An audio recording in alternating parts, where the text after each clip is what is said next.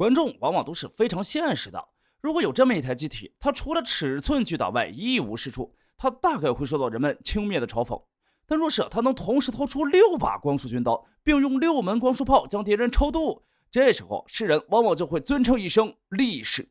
而这位力士就是我们今天的主角 GN008 炽天使高达。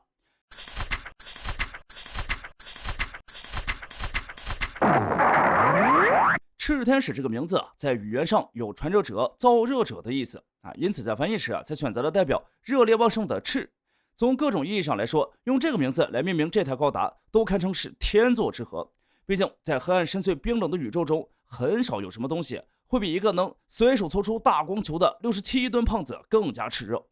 作为一款继承了德天使高达高输出大型光束兵器、大容量基因粒子储藏罐和重装甲等特征的机体，炽天使高达在天人的战术体系中依旧承担着火力输出的角色，凭借压倒其他高达的高火力，在需要对舰、对要塞发动攻击时，它都是那门最好用的大炮。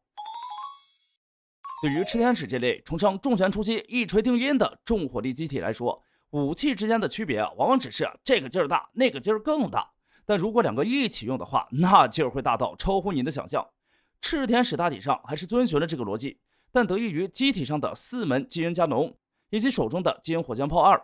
炽天使获得了令人眼花缭乱武器搭配。虽然乍一看只是6根朴实无华的炮管而已，但根据选择模式不同以及动用火炮的数量，最多可以实现火力从小到大多达10种不同的排列组合，足以应对大部分情况下对于不同破坏力的需求。在这些武器中手持的基因火箭炮2是德天使基因火箭炮的发展型比起前身巨大的尺寸，这款续作明显进行了瘦身。不过这可不代表火力上打了折扣，它可以上下分离合体，分离时可作为2把机动性好且连射性能强的步枪使用。当需要更强的破坏力时，上面提到的灵活排列组合能力就体现出来了。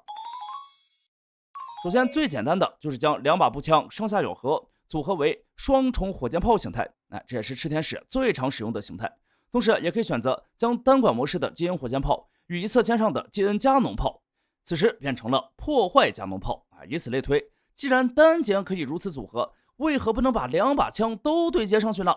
总不会有人嫌弃火力过剩吧？于是就有了将双枪连接双肩加农炮的双重破坏加农炮。官方设定集中甚至专门为了讲清这些搭配拉出了一个表格来展示10种搭配动用的火炮数量。另外，原本德天使的基因火箭炮可以通过展开结构进入高出力模式，这个设计在续作上也得到了保留，并且此时通过与4门基因加农炮联动，炽天使便可以使出自己的最强攻击超绝爆发，将基因粒子压缩成一个巨大的光球，并在高威力状态下释放。比起以往持续照射的方式，这种形式的攻击不仅破坏力增加，粒子的使用效率也得到了提升。不过原本的照射式攻击依然有其优势，那就是当面对大量杂兵时，还是这样更有利于清扫敌军。因此虽然不常使用，但提耶利亚也曾像驾驶德天使那样，一边持续喷射粒子进行照射攻击，一边移动炮口将袭来的嘎嘎一扫而空。确保了最强之矛后，炽天使也需要最强之盾。德天使在实验中反复验证效果的基因立场，毫无疑问是最好用的防御武装。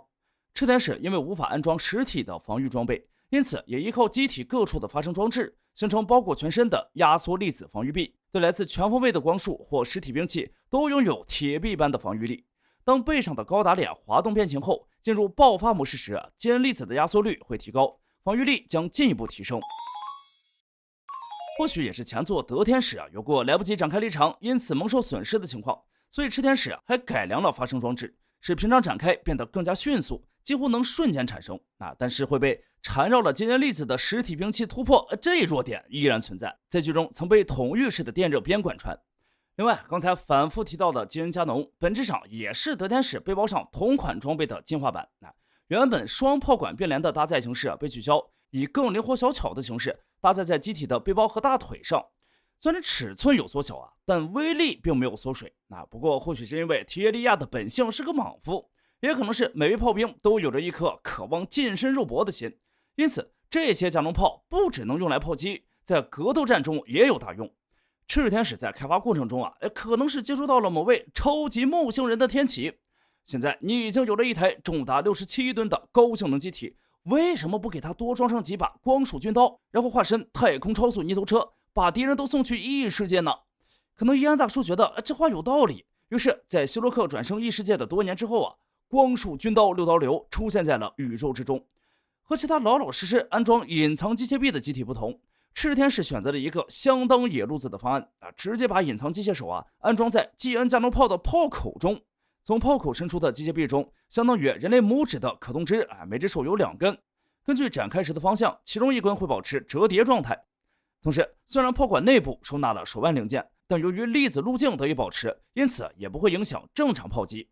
某种意义上，赤天使的基恩加农炮也可以算是一种另类的掌心炮。为了便于展开光束军刀六刀流，原本光束军刀的收纳位置在赤天使身上也做出了改变，统一收纳于机械臂的袖口部分。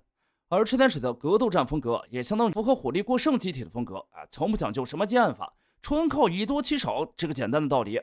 只要我的刀足够多，敌人就总有防不住的时候。因此，虽然赤天使被认为是不适合格斗战的机体，但他在格斗战中的表现却意外的亮眼。当6把军刀全部展开时，其攻击频率会压倒性的多于普通 MS。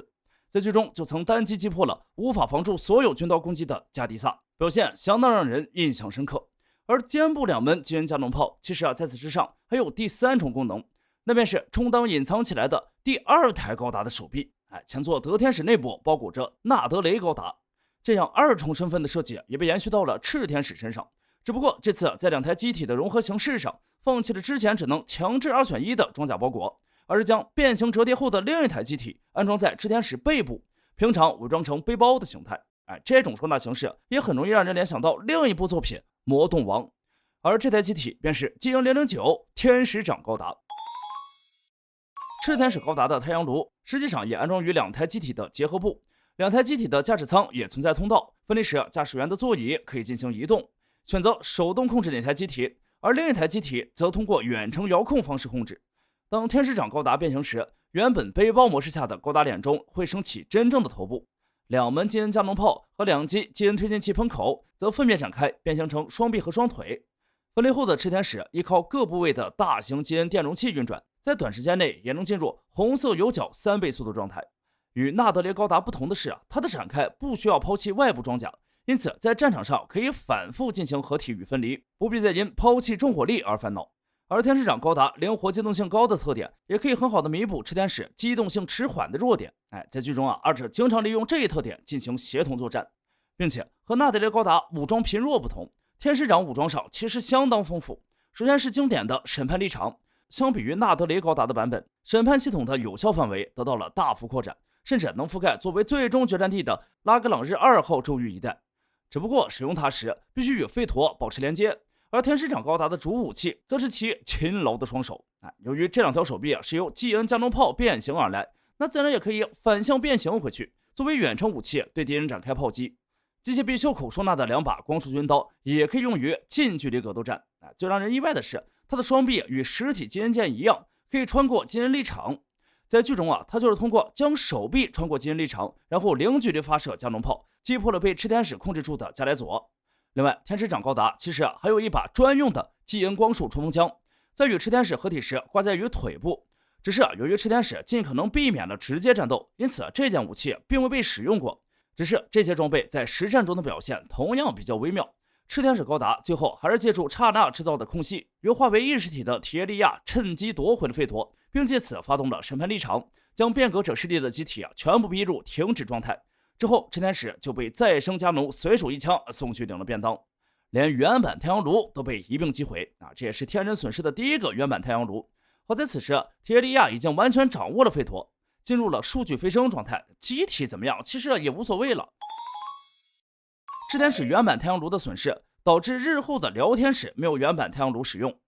或许是考虑弥补一下，因此回收了赤天使的残躯，重新修复后制作成了一台无人机，也就是被辽天使高达扛在肩上，写作背包，独坐本体的赤天使高达2。而像阿斯卡隆堕天使一样，赤天使也有一个没有实现的装备方案，这个方案名叫赤天使高达 GNHW-3G。这套装备中，赤天使整体配色都被调整为接近天使长高达的样子。其核心构想是在背部天使长高达左右两侧追加了2台无人型天使长高达闪，通过与天使长与2台闪的联动，可以将审判立场的效力扩展到数百公里之广的范围。